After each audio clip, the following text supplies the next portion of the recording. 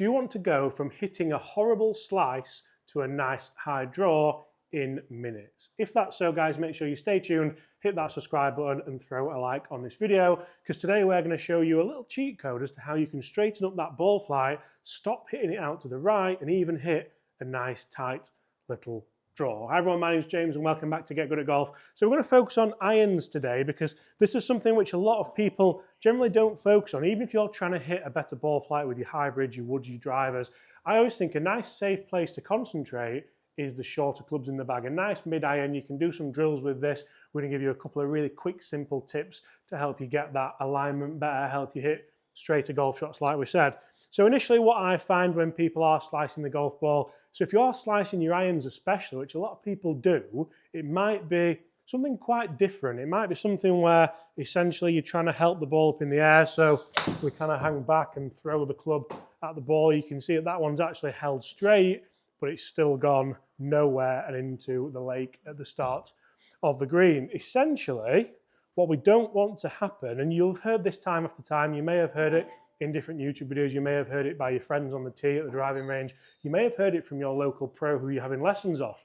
And guys, if you do want to get good at golf, obviously these videos might help you, but you can't beat having a lesson off your local PGA Pro, so make sure you go and book one. But if you're playing golf tomorrow and you want a quick fix, this could be perfect. So rather than working the club across the golf ball like we are doing here, I want you to feel as though potentially we're just trying to come a little bit more from the inside with the golf club. Now, there's a couple of different ways that we can do that, and don't worry, we've got some methods that can help each and every one of you do that quite quickly so you can play good golf or get good at golf even sooner. So the first thing that you want to check is your alignment, and to do that, you could do with an alignment aid, but we don't have one here. We always just use really expensive upcharge shafts because we need to go and get some, don't we? Oh, have we?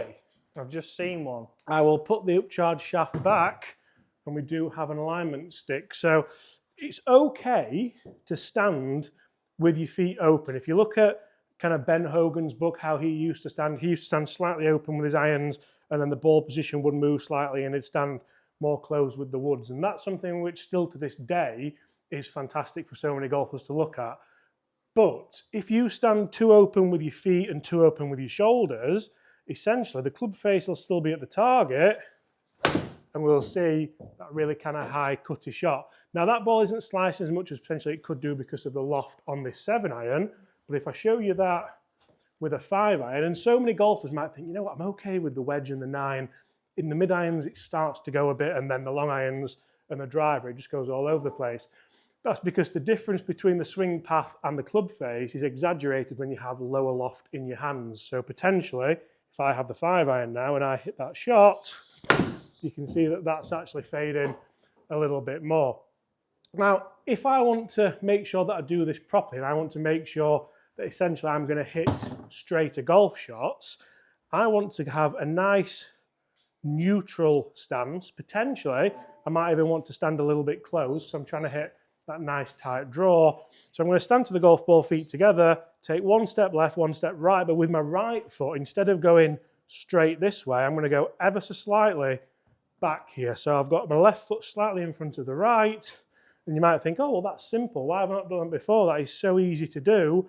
But essentially what you'll see here is you might get your foot alignment right, but then if your shoulder alignment's incorrect, this is going to have all sorts of havoc because you're still going to swing on your shoulder alignment and your strike's going to suffer as well. That's the worst shot we've hit because my feet are contradicting my shoulders. If your feet don't line up with your shoulders, you're going to struggle to get the strike as well as hitting that horrible shot. So let's start hitting some good shots because I've hit plenty of bad shots to show you how we're doing that. Now, if I want to just hit that kind of baby draw, as we've said, foot alignment's crucial, shoulder alignment, I'm going to stand at the ball. I want to make sure my right arm's nice and relaxed. It's not up here because this is the big thing that so many golfers do but don't understand, that you're failing before you even set off just because what your right arm's doing. You could be doing everything correct, alignment be correct, handle forward, even your shoulders kind of right, but because that right arm's a little bit kind of too out this way, your shoulder starts to move out before you hit it. So I want to make sure that right arm, you can just move up and down here and then place it on the grip nicely.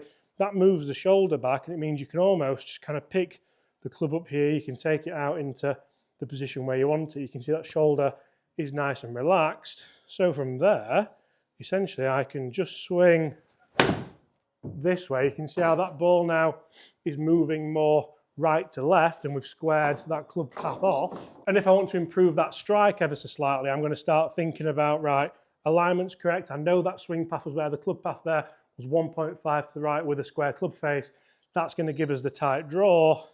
So essentially I'm going to keep working on that, keep allowing that club to work up and down through. And you can see that time we've had a much better strike because we've got that forward pressure into the left foot. So not only are we going to think about the alignment element, but we're also going to think about the dynamic sequencing of your body. If you think about it as a bit of a race with your body parts, what do you think needs to win that race?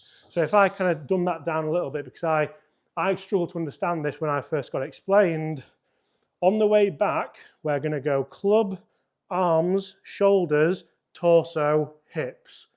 So what do we think we need to do on the downswing to get that sequence correct? Because if I did that sequence the same way, club, arm, torso, hips, how many golfers does that look like at impact? It's quite an interesting thing actually, and this was a TPI development that me and Chris went to when we went to the seminars to learn how the body should work in the golf swing. It's such a very good way of explaining it that you can have everything correct, but then if you go club, arm, torso, hips, that looks nice and strong, and the other way, oh, good.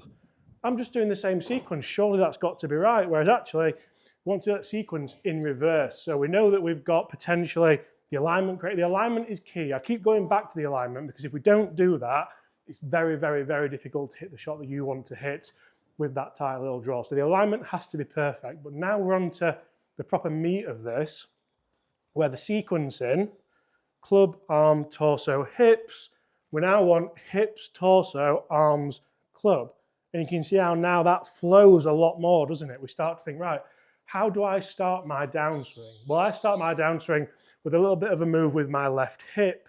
Well, the hips are joined together, so it's the left hip and the right hip moving this way. That puts pressure under my left foot. We're not moving the weight. To remove weight, we do this. We're moving pressure, so the pressure feels down into that foot. Sternum stays fairly central, and from there, I can get that sequence moving really nice to hit that nice little tight draw that we're hitting there. You can see that ball's moving ever so slightly in the air, and it's now going the distance that we want it to go. So essentially, it's quite a simple fix. And if you were to think about throwing a golf ball or throwing a baseball or throwing a cricket ball, any kind of ball, the last thing you would do is have that sequence where the arm goes first and then the body. We would always step into it, rotate, and move through there. That essentially is how your body wants to work, and that essentially is how you're going to get good at golf. If you want to throw any item, if it had some weight to it or not, you would also always kind of step in, you would rotate properly, and the sequence would come from the ground up. So essentially, guys, that is how you can hit those tight little draws from hitting that slice, even with your longer irons. Make sure the alignment's correct with the feet, with the hips, and of course with the shoulders, and then think about how am I sequencing my body to be able to hit those lovely, well-struck, tight draws out on the golf course. Guys, if you've enjoyed that, please make sure you do hit that subscribe button. We would love to get to 50,000 subscribers, and we'd love you to be a part of it. Apart from that, we'll see you all very soon to help you get good at golf.